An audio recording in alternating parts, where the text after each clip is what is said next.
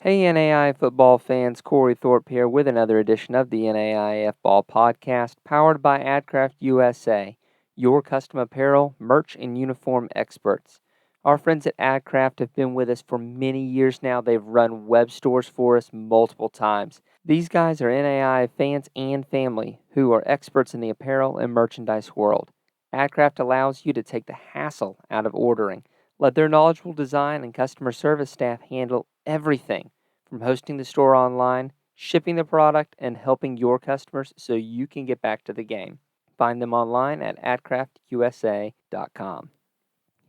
All right, NAI football fans, we are back with another edition of the NAIFBALL podcast. And we're drawing near the end. By the time that, John, that they get this podcast, it's going to be August. Do you know what August means? It means it's football season. It means it's football season. So celebrate with me. Celebrate with us. I think we're both jacked. Yeah, we're excited. I think it's 32 days of the time of this recording. Not sure till August 25th is when the season kicks off. We're really close. North Star helps us kick off the season, the conference we're talking about tonight. Yes, with they do. Valley City and Jamestown. We're pretty excited about that. And Dakota State, because they play Dakota Wesleyan. Right, yeah. They help us kick it off. Absolutely. So we will start it. John, the North Star does not get a lot of love. Not at all. And it is very difficult because they normally have to travel for their first round games. Yeah, and they're kind of isolated there in NAIA. The closest teams to them, the closest conference to them is the Frontier, which, in the Frontier, it takes, for 5 miles, it takes 20 minutes, it feels like. Right. So it takes forever. And, most of us drive out there in NAIA. And then you got some of the mid-states, Midwest teams kind of close. Right. But not too close. So they're really isolated out there, and it's a short-numbered conference. Yeah. So and so it's very difficult when you look at the North Star, especially when you look at it from like a playoff standing. Right. Because when you're constantly facing the Frontier, it's really difficult. Or they make you go to Morningside. Like Dickinson State constantly has to. And so it's really difficult. So let's start with presentation. Some of the best kind of graphics work that we'd seen, and a lot of school pride up there. Yeah, and they're putting money into the program, which is needed because arguably they are the worst as far as on the field program there is in the NAI. I'm just going to be blunt. The North Star is probably considered the worst conference I'll take that. of the NAI, and right now presentation is the worst program on the field in the NAI. Yeah, going 0-11 a year ago, 0-8 in conference. Their stats aren't awful. Their defense was not great. Their offense wasn't great, but that averages out, and it doesn't make a horrible net yards per play. No, not at all. One of the cool things about presentation, Corey, is they have a couple, NAI NCAA matchups to look forward to, or one of the few. They have a Division III matchup against Finlandia, I think. Ooh. So, never heard of Finlandia. Can't even pronounce it right. So, if there is a fan from there, I am absolutely sorry. No, excuse me. They're going against Luther. Okay. Luther, which is a regional. Like we said, North Star is kind of isolated. So, sometimes they face these NCAA teams close by. And last year they started off with Northwestern, which was it was blowout, but right. That does set the standard for you when you run out against Northwestern, and they played them, I want to say, at presentation too. Right. And so you lose Ennis Adoko. They're almost 1,000-yard rushing. You lose Riggs Tam, but you do return one of your quarterbacks, one of your running backs, half of your wide receivers, most of your defense, and I feel like at this point, really and truly, you're hoping that you're going to be doing some growth by recruiting and coming in and recruiting over your players, a little bit of addition by subtraction maybe. Yeah, and they made a lot of different additions to the offensive coaching staff too. Presentation did new offensive line coach, new wide receiver coach. Sometimes maybe it's not the players, sometimes it's the coaches, not necessarily the head coach, but the guys up under him to get these players going. Maybe he's found the right formula of assistant coaches to get it going. Right, and I mean, offensively, there's not much worse you could do offensively at 4.17 yards per play. I mean, you could throw a high school out there against some of No, these you're right. NAIA teams and do 4.17. So there's nowhere to go but up for presentation. Just ahead of them is a team that John surprised me a little bit at the beginning of the year, kind of Play tough. against that first kind of setup, and that's Mayville State, who had a really good offense with 5.29 yards per play, but just a defense that was an absolute sieve with almost 7 yards per play given up. That's going to be difficult to deal with. You know, like presentation, Mayville State has a couple of NCAA matchups. They played Nebraska Wesleyan this year, so Ooh. pretty cool. Yeah, we got some returners, all conference returner at wide receiver returner, Javion Davidson, 913 receiving yards. Is that right? Yep, that's it. And look, we've said it all preview season long. When you have an athlete who you can get out in space, like Javion Davison, someone who can give you 2 kick return touchdowns, which, a lot of the folks in the NAI are only getting one of those, and folks start kicking away from you pretty good. Right. Getting him involved offensively is a great deal for your team. Corey, looking at their schedule, they open up with Roosevelt out of conference, and one of Ooh. those mid-state Midwest teams we're talking about. And they come to Mayville, North Dakota. Roosevelt Oh, does. So Chicago's coming rural. so country go Yeah, to. second game is against University of Wisconsin Stevens Point, Oh, that's going to be a hard one. another NCAA team, That's a and good- then that's a good Nebraska squad. Wesleyan the next week. That is not an easy So, schedule to start out with. Honestly, I think if you can nab one of those games, if you're Mayville, huge, because week 4 you get presentation. You might be able to get it done and go. How huge would it be if they could start 2-2? That would be. Look, I mean, you already match your win total. match your win total. You definitely match I your mean, win total. who says that they can't rise up and steal one of these games? Yeah, absolutely, and they do return their quarterback. The majority of their running back production, most of their wide receivers, and about half of their defense. Again, it's something where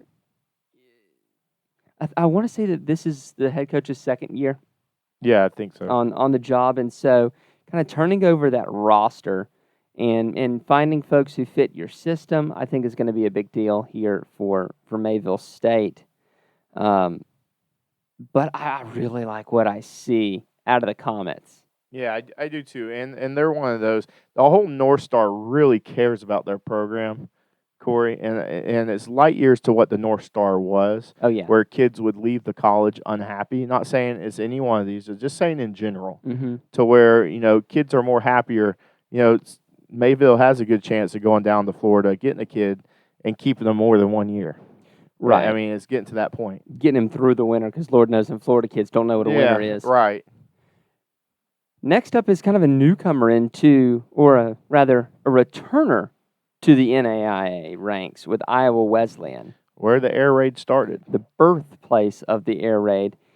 And they didn't have a single all-conference selection last year, but Gavin Esquivel was a really nice piece for them. I want to say they still run air raid. Yeah, they do. They And- do. I think it's like almost tradition at this point. Yeah, and if I remember correctly, it was when I was running their stats, I think they had over 500 passing attempts That sounds right. last year, which even look, we've looked Because they we've still gone take through. pride in the branding of air Yeah. raid. They know it started there with coaches that have went on and Right. had success. So we know the names, and now here we are again. But still, you're when you're looking at the rest of these air raid teams, whether it be an Ottawa or even a Kentucky Christian is sort of quasi-air raid. Right. There's a little more balance to their game where the running game is concerned, and so we'll see. But you do return most of your wide receivers and your starting quarterback, basically your entire defense and all of your running backs. So maybe last year was just a little bit of an adjustment year for Iowa Wesleyan going 2-9. They did play a lot of out-of-conference matchups Absolutely. last year that I think was probably, honestly, the tail end of some home and homes. And they play some this year. They're the team that plays Finlandia. Okay. So they play 2 Division III schools this year. So next up, we have finally kind of made our way out of the 0-2 win setup here. Well, before we go, let's do kind of our traditional, which out of the bottom 3 there is likely to make the biggest jump? I think it's in between Mayville and Iowa Wesleyan, but I think Iowa Wesleyan is going to get their offense down this year. They'll really get going. I'm gonna go with Mayville. I like what they're doing, and I think they'll put it even further together this year. So next up is Dakota State, who you want to talk about horrible offensively, 4.16 yards. Thank goodness they have the elite defense and the standards of 4-star football, and really NAI in general. Their defense really carried them through some games, and they got a bunch of defensive guys returning, especially that secondary. It's hard to throw against those guys. Yeah, I mean, you're talking about folks that had, like, Noah Goose with 5 pass breakups, 8 interceptions. Jay Skogerbo there with 7 tackles for loss, 4 sacks.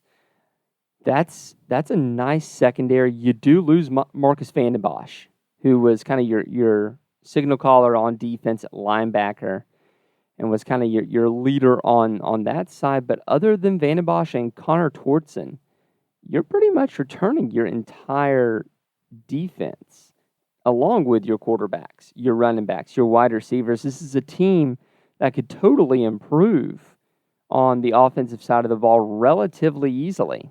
Yeah, I totally agree with that. And let's also mention that, their color rebrand the past few years has been looking really sharp. I don't know if you saw it today. It was kind of a side comment after we saw the helmet. Yeah. But I had never noticed that underneath the Trojan is a line. Right. And playing above the line is kind of one of their big deals, and that's why they have the line underneath that Trojan head, and that's pretty cool. That is really that's cool. putting your motto into practice. I think, and plus a lot of big things are happening in Madison, South Dakota. I don't know if you've seen the renderings they're having. Yeah, they're getting some new for their stadium, digs, aren't they? Well, rendering for their stadium. Their stadium's going to have like the fancy overhead. Ooh, that's going to be fun. The renderings look nice. If the reality can match half of that rendering, it'd be one of the nicest places to play in the NAIA. Now Dakota State helps start off our season with a grudge match game against hated. Is hated a good word? I think hated's a good word. Hated rival. Yeah. We'll ask. At least we'll ask intern Matt how much love he has for Dakota State, and we'll see what he says. But I tend to think there's absolutely no love lost between those two schools, and they helped kick us off in late August with a game that John, I want to say, barely eclipsed 300 yards of total offense from both teams combined a year ago. So honestly, I'm not sure if that was a defensive struggle or the offense is struggling. Right. We will absolutely see. But I always want to call out those August games. That'll be an absolute blast. I agree with that, Corey. And now we kind of go to your top half there. Dakota State has kind of the middle all to itself. And now we get up to Waldorf. Waldorf, who over the last few years has been steadily starting to punch their way towards Dickinson State and make them nervous every now and again. And they had a great offense last year, nearly 6 yards per play, but their defense was pretty pedestrian at 4.81 yards per play. So the problem here for Waldorf is that they are losing some nice pieces on offense, including Dominic Watt, who almost had 1,000 yards receiving, and Jatovier Hill, who had 535 yards of rushing yardage, along with good pieces in the secondary, whether it be James Jackson with his 4 pass breakups or McCoy Yeakel with 5 picks and 3 pass breakups. You're losing a lot on both sides of the ball, and you're returning all-conference production. Your only offensive skill player is a tight end who hauled in 61 yards worth of passes. I want to say it was on four or six passes because he's just not getting hit a lot. So definitely a blocking tight end. Right. And obviously, as we know, blocking don't show up on the stat sheet too much. No, but that's what gets evaluated. Absolutely. So we'll really have to see for Waldorf what they're going to be able to do with losing all of these pieces there on offense and on defense. How will their returning quarterbacks deal with basically a brand new set of wide receivers? That is hard to do. Yeah. That's really hard to do. And you do lose half of your defense, so you got to get that put back together. This might be a rebuilding year for Waldorf. Which, man, they had it a couple years ago going with that threat quarterback they had. Yep. Can't remember his name, but it'd be eager to see if they get going. Yeah, that's gonna be difficult because right up ahead of them they have Valley City State, and Valley City State, I'll say it's really cool in the North Star. Elsewhere we see all these coaches come and go. Yeah. Between Dickinson State and Valley City State, their two coaches have like a combined 50 years at the schools. Absolutely, especially at the NAIA level. Oh, I know. That's what every program strives to have. Valley City State starts right off August 25th, the first day of the season, week 0. Get that paint bucket. Paint bucket bowl against Jamestown, which they won pretty handedly last year. Yeah.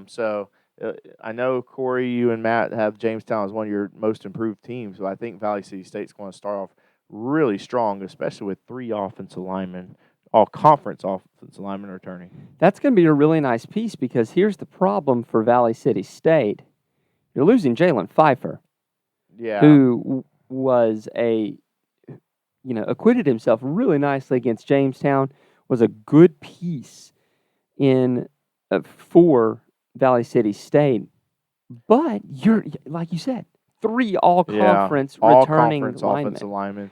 Then you had the second best receiver from last year, Benjamin Dumman, coming back. He's going to be the main guy. Yeah. And then, Justice Bice, at the running back position, almost 800 rushing yards. You pair 3 all-conference offensive linemen, all-conference running back, and an all-conference receiver. It's a good start. That's really going to help a new quarterback coming in that hasn't had many reps. And you've got a returning North Star Defensive Player of the Year in Sal Avila. I don't think he won Defensive Player of the Year this year, right? But it was in that COVID season that he won that, and he should still be back. I think he's a COVID super senior at this point, right? You got to be at this point. You do lose Marshawn Jones, Garrett Pembleton, Jared Williamson, Martin Jones. Man. But you do return most else. And if you're Valley City State, I think if you can kind of hold steady here, you might be in good shape. I totally agree with that. But the big question is, and here's what all questions lead to tonight. Yeah. Who's going to beat Dickinson State? How many years has it been now, Corey? 6? A lot. A lot. It might be more than 6. I might be insulting them at this point if it's just 6. Remember a couple years ago when they went to Northwestern, or maybe Northwestern came to them first round of the playoffs, and they won against a Tyson Koima team. It was they went to Orange City. I think I want to say they went to Orange City. I want to say they beat them in consecutive seasons, once at home, once on the road in the playoffs. That sounds right. But here's a big thing for Dickinson State. Pretty much a rivalry between them and Montana Western at this point. They opened the season a lot against each other. They play often. Can they beat Montana Western? That's the big question. I think it's not the question of can Dickinson State win the conference for so many years in a row. Can they get more of these out-of-conference wins? Here's the thing. Dickinson State plays so many of these D2 schools. Yeah, they play Black Hills State again. Yeah, Black Hills State was an old conference rival. Right. When Black Hills State was NAIA. Like it or not, because of who else you play on your schedule and the perception of the North Star, that's what gives it to you. You've got to win those games at a conference, especially if you want to host. Right. And Dickinson State knows all too well what happens when you host. They were on the verge of it a couple of years ago. And man, I know they want to get back there. Absolutely. They are bringing back an absolute metric ton of players that do not take snaps. They do lose their quarterback, and that's going to be big. Drew Bodecker was a really good quarterback for them, but you bring back Riley Linder at running back, Connor McCarville at wide receiver, Isaiah Clute, who was an all-purpose back for them, mainly did a lot of kick returns, a punt return touchdown, 2 all-conference offensive linemen, 2 all-conference defensive linemen, an all-conference linebacker, and 2 all-conference defensive backs. But how do you replace Drew Bodecker and Tiger Fry? Yeah, Tiger Fry is a big one. That was a household name the past couple of years, I feel like, at Dickinson. And he was the last of the 2 couple of wide receivers that Dickinson had that were really stinking good. Elite good. What about the punter, Jeremiah Payne? He would kind of flip the field a little bit and pin teams. Almost 40 yards on average, had a long of 80, if I wrote that down correctly. Yeah, that's insane. That is caught my eye. Insane, yeah.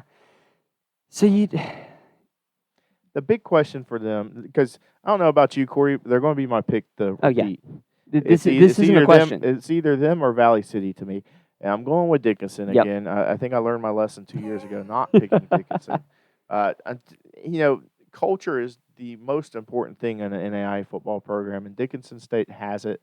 Their culture's at a point where they're going to not only compete but repeat as conference champs until something happens in that culture. And they're so names good. change, but the culture stays the same. One thing that when we talked to their folks over there this offseason is the community support and how well they have integrated their alumni base and their just regular fans into Dickinson State. And it's a little bit easier at Dickinson State than it is, say, in Indianapolis with Marion. Correct.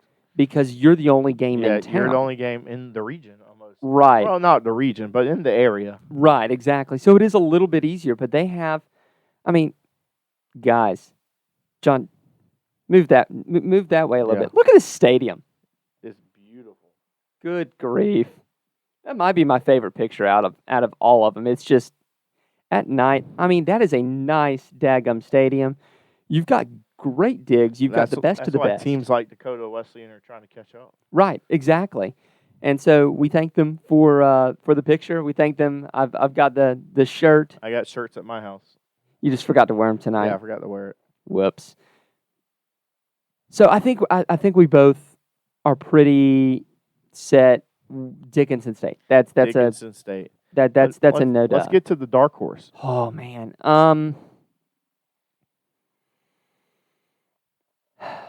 You don't want to call Valley City a dark horse at this point. There's just been too much. They've been right there too long. I don't know that Waldorf's going to be able to hold serve this year. and it's a lot harder to grow an offense than it is a defense. So I keep going down the list. I'm going Dakota Wesleyan. That's the wrong conference. Or Dakota State. There you go. There you go. Wesleyan on the mind. There's so many of them. Oh, I know there are. Yeah, and that's not a bad pick. Just because how great their defense is, the offense can easily come around. So for me, then you've got to go to the bottom three, and I'm going to return to Mayville. Then I think they're going to make a big leap here. I think it is time to get another team kind of into that second section. Yeah, you're very edge heavy, and if you think of like statistics and your normal standard bell curve, you've got very few over on the small end and very few over on the big end. And you got a lot of teams in the middle. We've got to get somebody to go from not great to average to kind of even things out a little bit. I think Mayville State makes that jump either this year or next. It might take them 4 years to flip that. Yeah. I will say I think Mayville State has one of the best helmets in the North. It is pretty cool with that block, almost block M, kind of italicized M. Right. Should have worn that hat. No, tonight. I think they're going with new helmets this year. Are they? I have to look it up. Yeah, but it still looks really nice. I do love the Mayville Comets M, but I mean that's a neat, very neat, very and iconic to the NAIA. If you be honest with you, just because. As a Mayville as an NAIA guy, I always recognize a Mayville State logo. Yeah, and I think them and St. Mary are the only two that I've ever seen be Comets. Yeah, anywhere. Right. I mean, the only one I think there's a WNBA team that's the Comets. That's true. I wouldn't know for sure. For real though, but yeah. Otherwise, we talk about the arms race, and we've talked about it all off season. This is going to be a great spot to see the arms race here as teams start to develop and more money gets poured into collegiate football. Yeah, especially in this area where it's easy. So they're going from. I know we can't see it on screen. They're going the iconic one right here. Now they're going script Comets. I don't mind that. Script. I like it with the iconic M as the stickers. That I think that's the best of both worlds, honestly. Right. I like that. Growing up a Florida State fan, I am a sucker for a achievement helmet sticker. Right. Absolutely. Whether I don't care if it's Ohio State, I'm a sucker for an achievement helmet sticker. So I want to tweet this right now. Heck yeah. Guys, if you think we are totally off base, and sometimes we really are, we own up to it. If you think we're totally off base, drop us your picks down in the comments. Make sure you subscribe. I just dropped when we're recording this, I dropped the tweet tonight. About 53 to 55% of the folks who watch these videos are not subscribed, and we're about Please subscribe. We're like 601, right? We're like at 630, I think. Wow. Almost. I have to look it up, but yeah, it's looking it up, and we're at 614. Okay, so split the difference. If the other half that watches the shows were to subscribe, we'd be really close. And guys, we can't overstate how much hitting that monetization level helps us to help you, because that gives us we're some able extra. To do so much more. That gives us that extra margin to be able to, if we start making, if that advertising revenue comes in, we could definitely swing another trip per year to go see some of these teams more. And man, we know y'all want that. We want that. So we want like an actual miniature game day setup. Heck yeah. I want to be Kirk Herbstreit when I grow up. There you go. You can be Lee Corso. I'll be Lee Corso. That's right. I'll have the NAIA mascot head. We'll get you the mascot head. But next week we are going down south, deep into the heart of Texas and Arizona and the Sooner Athletic Conference. So That'll be a fun one to see there. So for John Cooper, I'm Cory Thorpe, and we will see y'all next week. We hope you enjoyed this episode of the NAIAFBALL podcast presented by AdCraft USA. Be sure to contact them for all your custom apparel, merch, and uniform needs. Thanks also to Mommy Bay Turf and Turf Nation, as well as Leading Edge Fundraising for their support of the podcast. If you enjoy the show, subscribe to the podcast as well as to our YouTube channel. Leave us a review if you're listening on Apple Podcasts. As always, if you'd like to support what we do, head over to patreon.com/NAIAFBALL and become a patron. We can't do what we do without our sponsors and listeners like you.